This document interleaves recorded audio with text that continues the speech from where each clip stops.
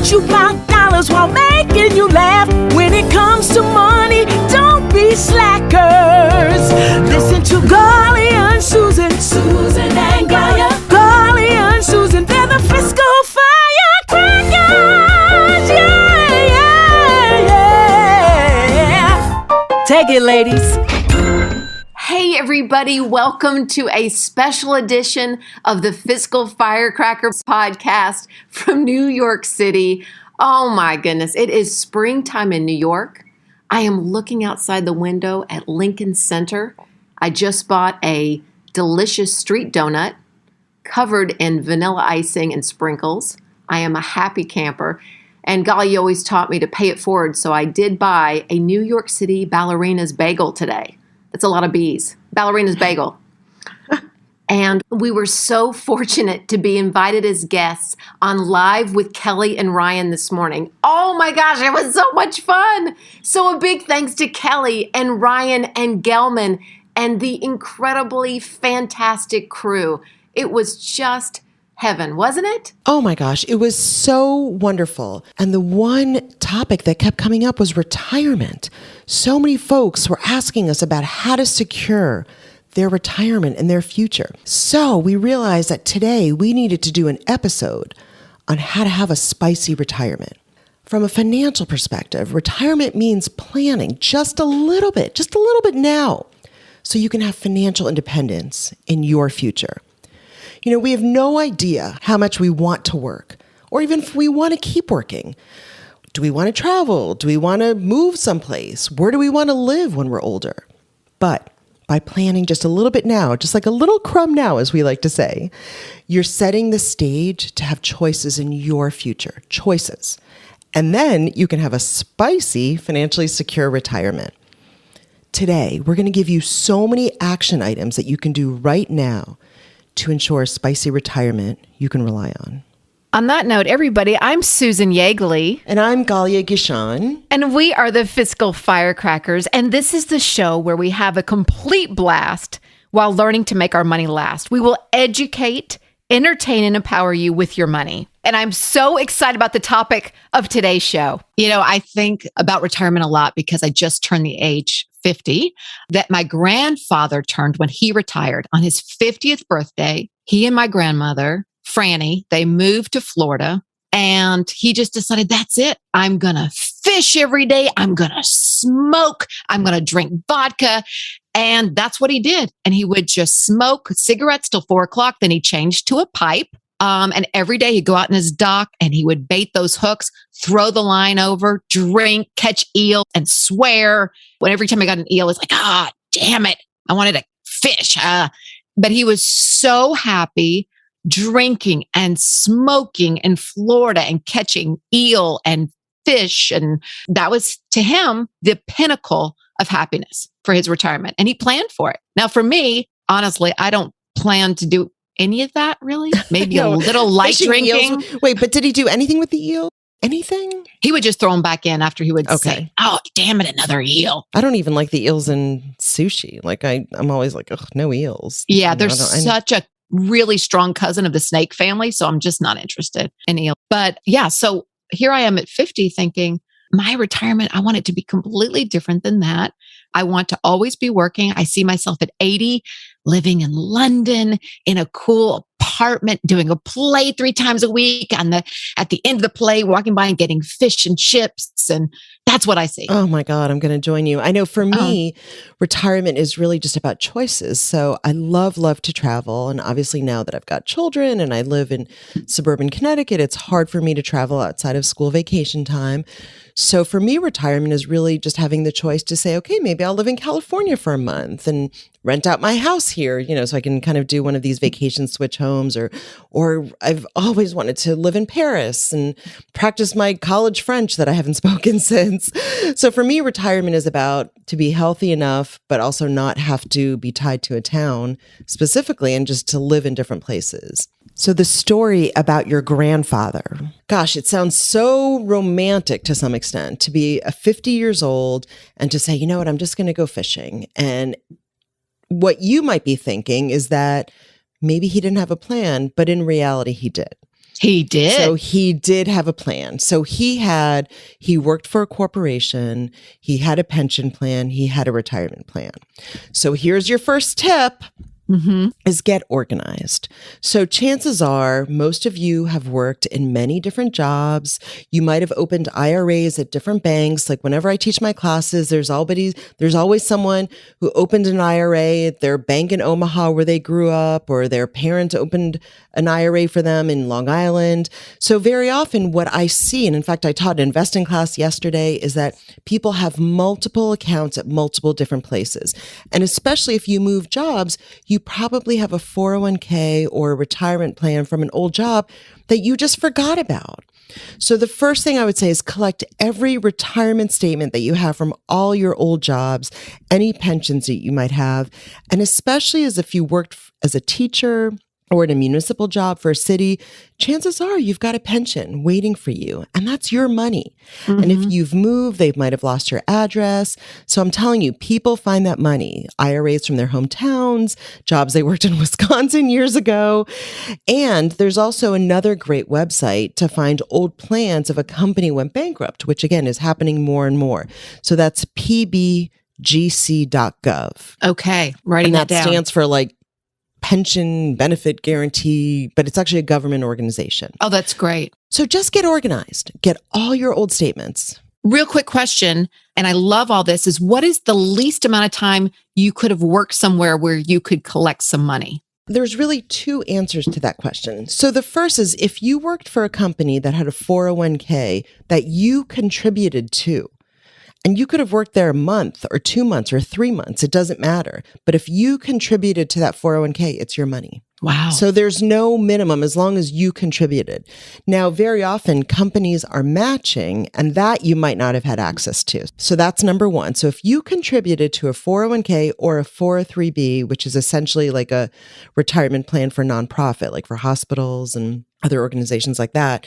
But if it came out of your paycheck, it's your money. And again, if you left that job and didn't transfer it, it's still sitting there. So look for it and collect it. I see it all the time. I cannot tell you that enough. The second, though, is if you worked, especially as a teacher municipality, you have to work a certain amount of time just to get a certain amount of money. There's so many crazy formulas, but you could work as little as 5 years or 6 years and you will get a pension. It might be a much smaller amount than if you worked there for 20 years or 30 years or really stayed till the end.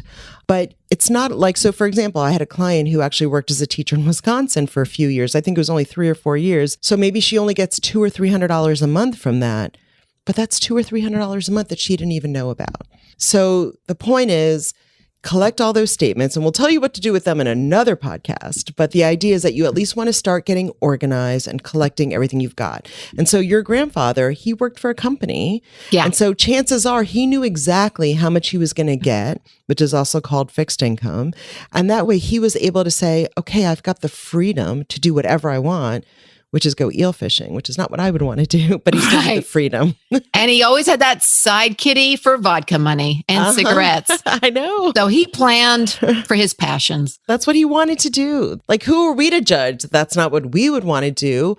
But let's really think about how I can plan what I want to do. He died happily at the age of 76, doing exactly what he wanted to do. So there you go. Yeah, God bless him, really. There was a time, Galia, when I was 19 and broke and a college student, and I thought that I was going to retire.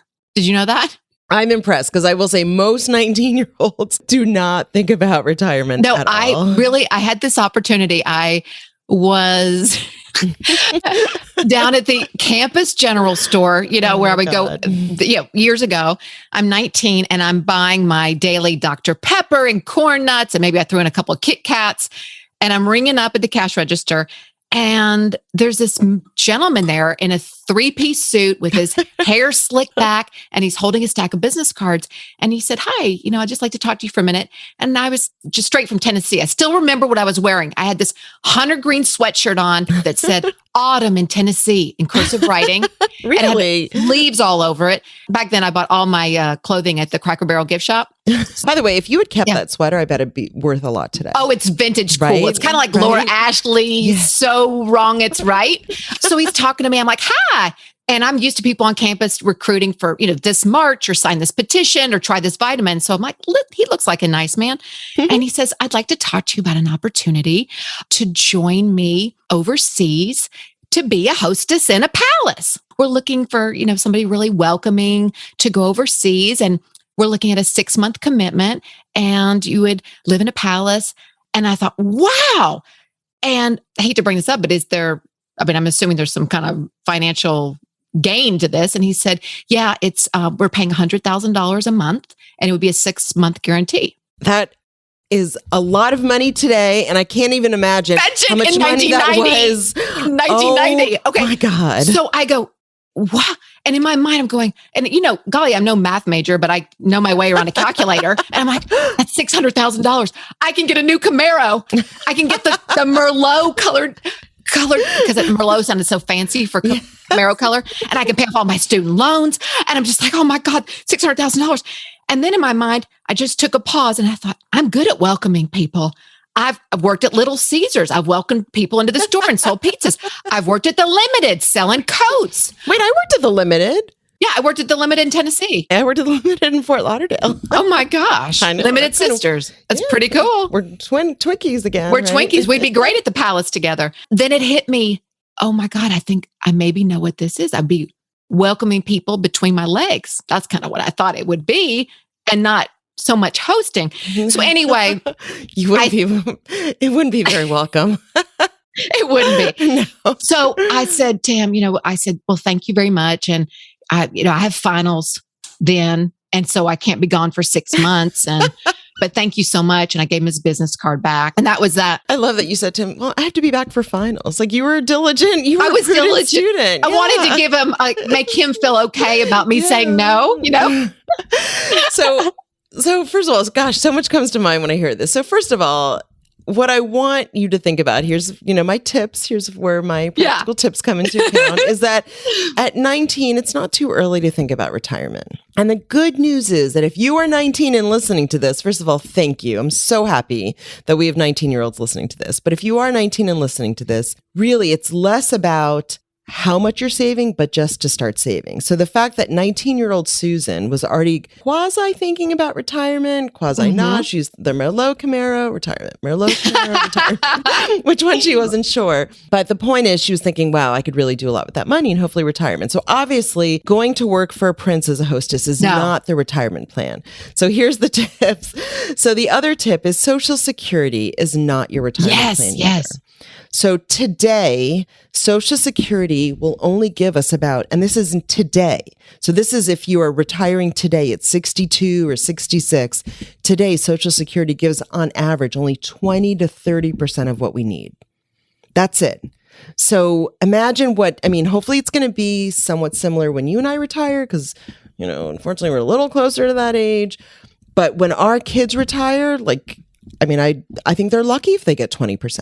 Wow. And by the way, that's 20% of not even living on a lot of money. So the idea is that Social Security is not your retirement plan. So if you're 19, start thinking about, how can I create my own retirement plan?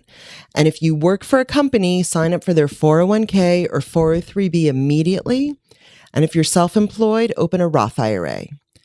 So remember, Social Security and working for a prince as a hostess are not your retirement plans. I was just thinking I should have kept his business card, and I'll call him when I'm 60 and say, hey, you still need a hostess. This old lady here would love to be a hostess at your palace, please. I need my cane. My Social Security is not covering my cigarettes. It's not. It's only 20%. It's only 20%. Freelancers, are you ready to stop wasting fees on your business account? Let me tell you about Lily. It's a new way of banking for freelancers and single business owners. Separate your personal and business expenses with just a swipe. Left for personal, right for business. You'll optimize your taxes, you'll save money, and reduce financial stress. In just 3 minutes, you can join the more than 500,000 freelancers who've already opened a Lily account. No minimum balance, no hidden fees, no impact on your credit score. Sole proprietors and single member LLC are eligible. Finally, Take control of your taxes and spend that newfound time making more money. Sign up today for a special Lily offer on our website, fiscalfirecrackers.com. But on a serious note, I've heard a lot about bumping the age for Social Security. So you can take it at 62, or you can bump it and get more if you hold off. Is that correct? Right. Okay. Right. So obviously, if you are truly have no income, so you can get it anywhere from age 62 to 70. And there's a few bump up ages. So there's 62, 66, and 70. And it'll bump up in each of those times. And there's also, if God forbid, your spouse dies, or if you get divorced, you also get their social, and you have to be married, by the way, for more than 10 years. But you can also, if you didn't work, or if you earned less than your spouse, you can also have access to their Social Security, by the way, which is a great tip that a lot of people don't realize. Oh, that's interesting. So say you didn't earn a lot, but your spouse did, and God forbid your spouse either died or you got divorced and were married more than 10 years, you would be able to use their Social Security instead of yours. Or you killed him while you were divorcing him. Well, I'm not going to say how they died. I'm just going to say that they're not alive That's anymore. for a judge, not for us. Exactly. Okay. Ideally, you want to hold off as long as possible to take Social Security. Most people don't, but ideally you do, because the longer you wait, the higher the amount's going to be. And if you've ever gotten that statement, it literally tells you it's 62, 66, it's these amounts. If not, you can look it up on ssa.gov. You can also find this on our website, fiscalfirecrackers.com. And it is pretty amazing to see like you're earning, what you've earned over the years. So that's number one, if you can hold off. And especially if you're still earning income, you should definitely hold off, because if you're earning income, the Social Security that you're going to get is actually considered income as well. And you'll have to pay taxes on that. So say you're still working part-time, or you have a lot of income potentially from investments or your pensions because you've done such a great job saving for retirement. Social Security is just going to be another income line that you're going to have to pay taxes on. Okay, so let's circle back to my dream retirement. I'm 80 years old. I'm living in London, having tea and scones, and I'm doing a play 3 times a week. And finger sandwiches? I really want those definitely finger sandwiches. cream cheese finger sandwiches with like a cold, crisp cucumber on top. And I want to raise my pinky. Yes, the crusts are cut off, of course. Oh, they are. The crusts are so classless. So I'm doing a play 3 times a week when I'm 80. I'm making income. I would be required by law to draw upon my Social Security at that point, right? Right. So once you are 70 years old, you should start taking it, because it's not going to go up anymore. So yes, absolutely. Take it, but I won't be taxed on it, or I will be? No, you will be taxed on it. Now, obviously, if you're living in London, there's the whole caveat of international taxes and and I'm not even going to cross that bridge right now. But yes, you will be taxed on it. But hopefully you're making a lot of money being on the West End 3 times a week. So, or 3 times. And my weekend job at the palace. Yes, where they fly you to some unknown location. Oh my God. The vision, sorry. I know, the 80-year-old making some side hustle money at the palace. I was thinking with her very dry, anyway. Skin, her dry sense of humor. yes, her dry skin. Yes. But yes, you have to start taking Social Security. The other thing that I would mention, and this is not a laughing matter, but if, God forbid, you have some health issues, or sadly you don't have longevity in your family, I would take it earlier. Interesting. So you're a little bit, it's a Vegas rolling the dice thing. Say, oh, mom and dad died at 68, one died at 70, then you might want to take your Social Security at 65, perhaps. Yeah. Wait till 66, because it'll go up a little bit more from 66. Okay. So what should we be doing if we can't bank on Social Security? We're going to need to have a big savings account, right? Yes. So we're going to have to save in our own retirement plan in what's called a tax deferred retirement plan. And so this is so complicated. I've taught this for hours and hours and hours, hundreds of times. And I still get people say, can you say it again? So I am repeating it, which I'm thrilled to, is if you work for a company or nonprofit organizations such as a hospital, or if you're a teacher, municipality, sign up for their plan. It's the best and easiest way to save because it's taken out of your paycheck automatically. Chances are they are matching. So if you are saving $5,000 or $7,000 a year, they're going to save 10% of that. So the idea is that they're saving money that you didn't even have to earn. Wow. So you have to sign up for the plan though. And that's either the 401k or a 403b. So that's the easiest and best way to save. Now, say you work for yourself or you work part-time, or you might work for a very small company that doesn't offer a retirement plan, which I do see. So if you work for yourself and you're a freelancer, and if you're self-employed, you can open, and there's many different plans. I'm just giving you one example. You can open what's called a SEP IRA. Okay. Write that down. Write that down. Write that down. And you would have to open it yourself at an investment firm like a Vanguard or Fidelity. Those are my two favorites. Okay. And we're going to have a whole nother podcast about how to do that if you're self-employed, because that's really just so much fun. To me, I love working for myself and being self-employed, but that means I had to set up my own retirement plan. I love the whole saying is always bank on yourself. Absolutely. And I always say too, it's your money. Very often people think, oh, well, somebody's helping me with my money. Maybe I have a financial advisor or planner, or I have a parent, or I have a spouse. It's your money. Right. So you own it, you control it. And we've no matter what. And in that spirit, we've got to think too about how much things are going to cost in the future. Because I mean, just today they were saying food prices and groceries are going to go up and up. And then yesterday we went to an amusement park here in Southern California, and I wrote down on a piece of paper how much everything costs. So how much was the turkey leg, by the way? Have you ever seen the big turkey leg? Oh, you know, at Disney World? Maybe they didn't have that. Don't eat turkey, but that's got to be double digits. All right, that's $20. I think it was like $10 like 15 years ago when I went, and that was a lot of money back then. For one leg. Can you imagine? We got the whole one leg. Yeah. It's incredible. So just to get in, $169 a ticket. Then when you walk in, because they give you a tiny ticket and you don't want your tiny ticket to get wet on the wet rides, you buy a lanyard with the name of the theme park on it for $11. Right? All this is times 4 because we've got 4 people. Then you got to get a butterbeer, right? So that's $8. You got to get an everything churro.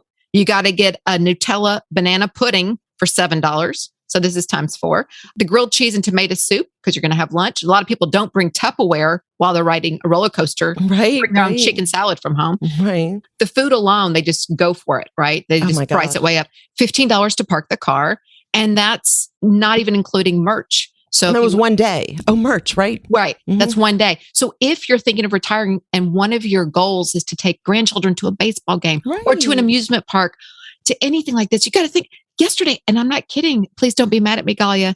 It was a $950 day. Oh my God, for one day. That's so much money. That's so much money. Day. Did we budget for it? Yes. Did we have to do flights? No. We drove 20 minutes on the 405. We did budget for it, but it is, and that was not even anything really fancy. That was just one day. We didn't do like a triple 3-day pass and stay at the hotel and get a massage and, you know, go to a psychic and like none of that. It was just one day. So what I would say is that stop and write these tips down. So first I'm going to give a quick budgeting tip on the Universal or the theme park that you went to. I can't remember which one it was.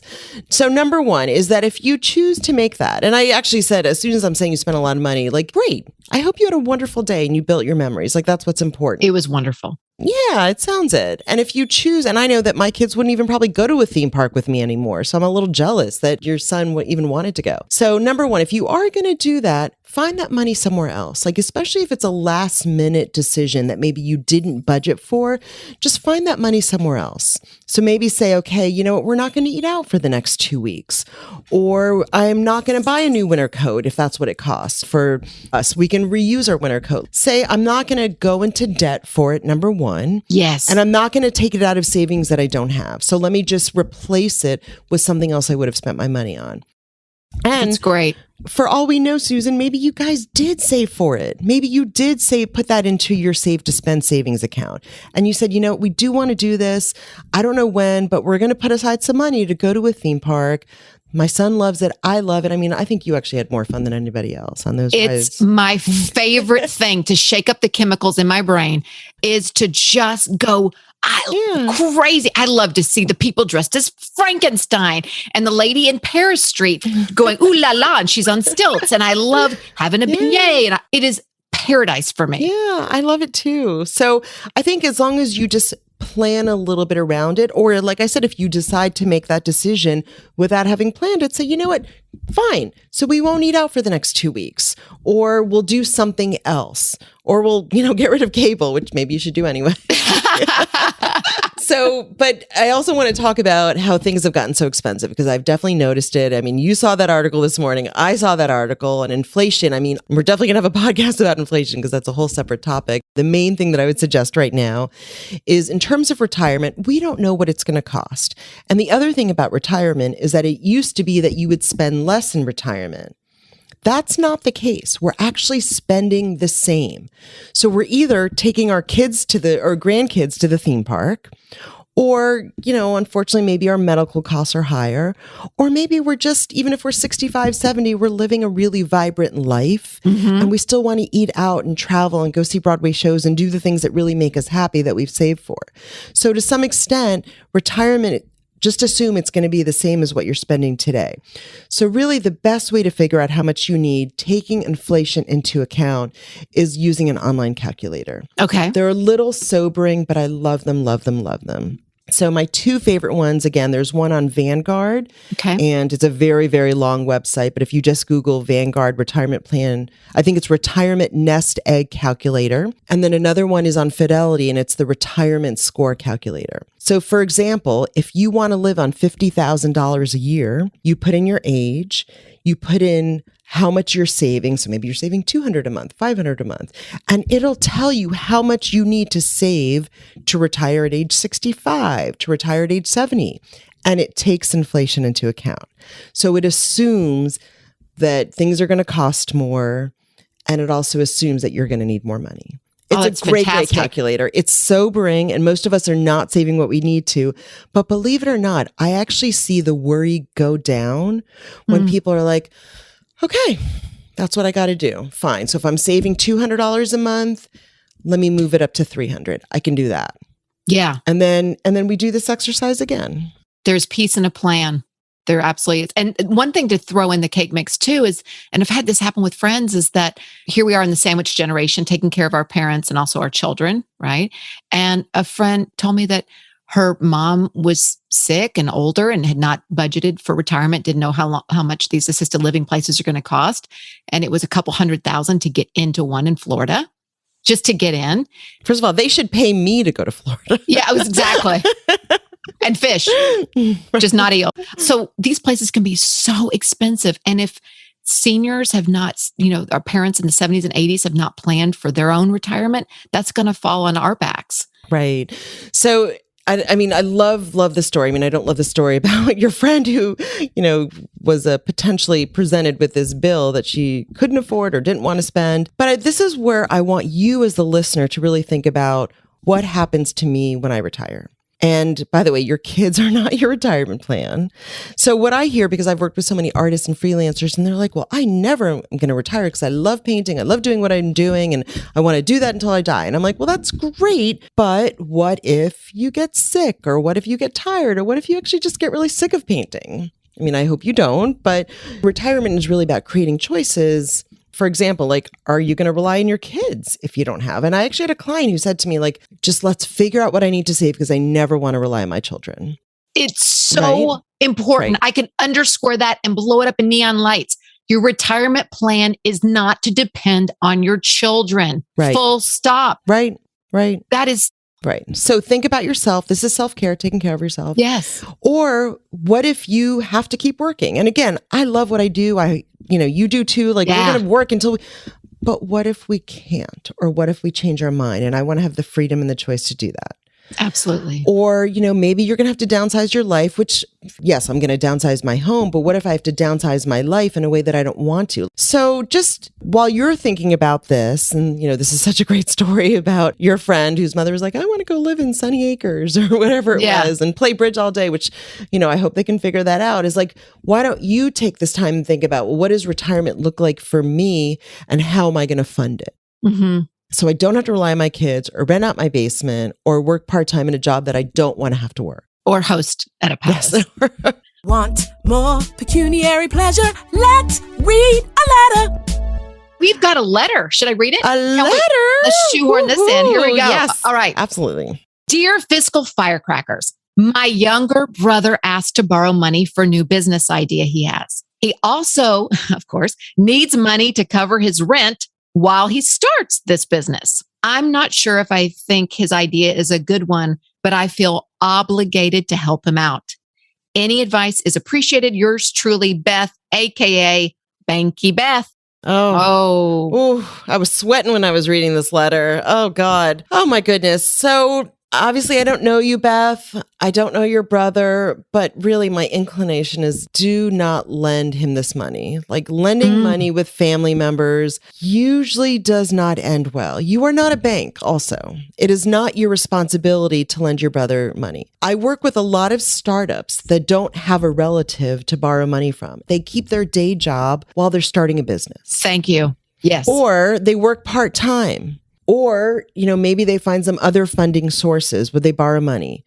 But by the way, like starting a new business idea, and I'm such an entrepreneur, I love working with startups, but many startups fail and they tend to lose money, and that's okay. Sometimes you have to figure out something from failure. How would you feel if you lent your brother $1,000, $5,000, $50,000, I don't know what the amount is, and then he came back to you 6 months later, a year later, and said, I lost the money? What is that going to do to your relationship? Mm-hmm.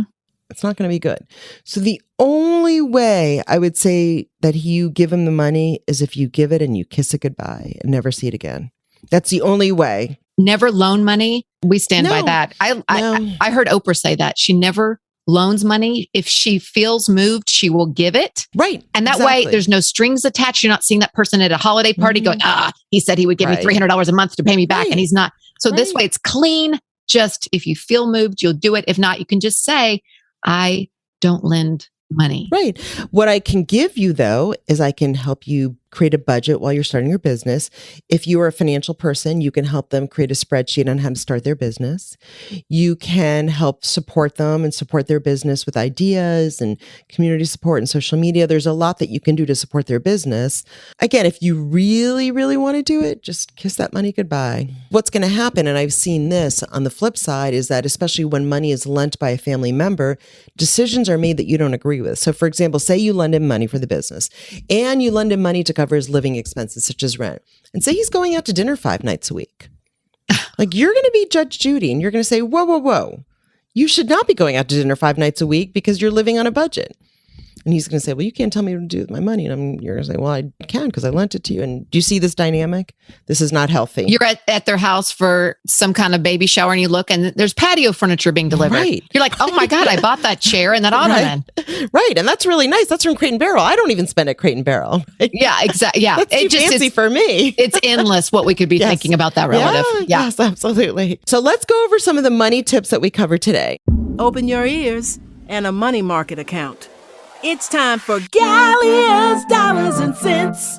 So the first is just get organized, collect every retirement statement from your old jobs or any pensions you might have. And especially if you've moved, they might have lost your address. If the company went bankrupt, there is a way for you to find it from the pbgc.gov. The second tip is Social Security is not your retirement plan. The third tip is just really think about like, what, if I don't retire, what's going to happen? So to kind of create a plan for that. Like, do I want to live with my kids? Do I want to rely on them? Things like that kind of, I don't want to think about it from a fear scarcity point of view, but sometimes really thinking about, well, if I don't do it, what are the repercussions or the risks can be enough to kind of have you go the other way.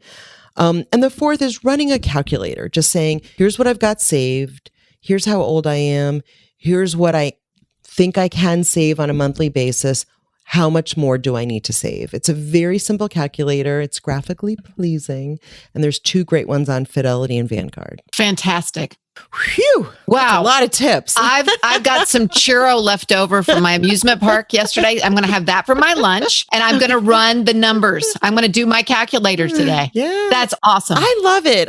I will say the Fidelity one is actually like in a good way. I think they hired a really good graphic designer. The colors are vibrant.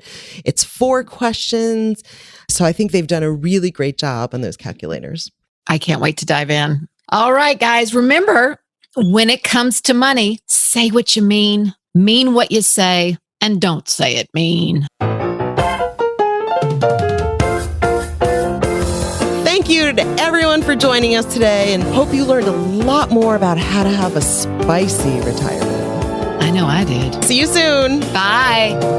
Fiscal Firecrackers! Yeah, yeah, yeah. Thank you for listening to our podcast, The Fiscal Firecrackers. While this podcast contains information about finances and investments, financial results discussed herein are not necessarily typical and are not a guarantee of future success. The creators of this podcast make no warranty, guarantee, or representation as to the accuracy or sufficiency of the information featured in this podcast. The information, opinions, and recommendations presented in this podcast are for general information only, and any reliance on the information provided in this podcast is done at your own risk. The podcast should not be considered professional advice and is not a substitute for a financial planner or investment banker. Please seek professional guidance and do your own research before investing. Can I have some water? My tongue is a fiscal firecracker.